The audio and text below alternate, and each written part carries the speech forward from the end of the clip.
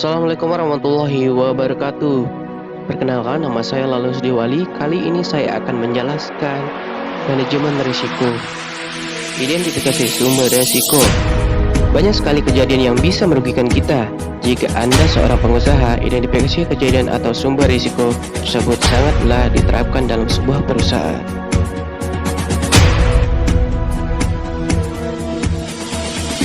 Perusahaan farmasi non-kimia dengan memasarkan produk suplemen kesehatan yang memiliki paten dan uji klinis. Sebagai perusahaan farmasi non-kimia, keselamatan konsumen menjadi hal yang diprioritaskan, sehingga dalam tahap produksi sampai ke tangan konsumen harus teruji keamanannya.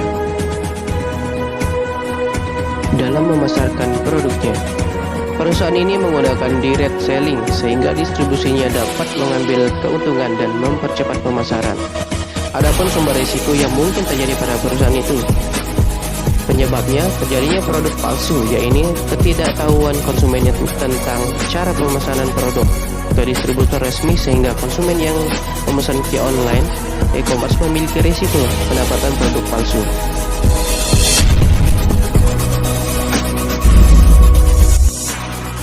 Situasi menahan risiko. Menahan risiko dengan cara mengklarifikasi pada konsumen ataupun pihak yang merasa dirugikan mengenai manfaat produk yang sebenarnya, maupun dengan cara mengeluarkan surat permohonan maaf kepada konsumen maupun pihak yang merasa dirugikan.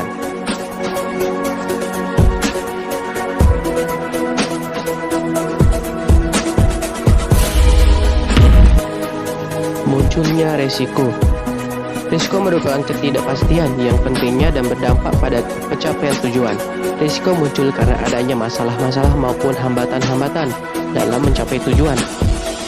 Praktis kita akan menghadapi banyak ketidakpastian di dunia ini. Sebagai contoh, hari ini bisa hujan dan bisa juga tidak hujan. Investasi kita bisa mendatangkan keuntungan, harga naik, bisa juga menyebabkan kerugian.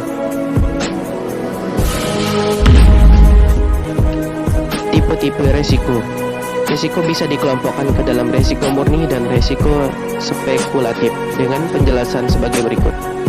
Risiko murni, ada risiko di mana kemungkinan kerugian ada tetapi kemungkinan keuntungan tidak ada. Risiko spekulatif. Risiko spekulatif adalah mengharapkan terjadinya kerugian dan juga keuntungan. Potensi kerugian dan keuntungan dibicarakan dalam jenis risiko ini. Contoh, tipe risiko ini adalah usaha bisnis. Dalam kegiatan bisnis, kita mengharapkan keuntungan meskipun ada potensi kerugian. Contoh lain adalah jika kita membeli saham, harga bisa meningkat. Manajemen risiko pada dasarnya dilakukan melalui proses-proses berikut ini. 1. Identifikasi risiko. Identifikasi risiko dilakukan untuk mengidentifikasi risiko-risiko apa saja yang dihadapi oleh suatu organisasi.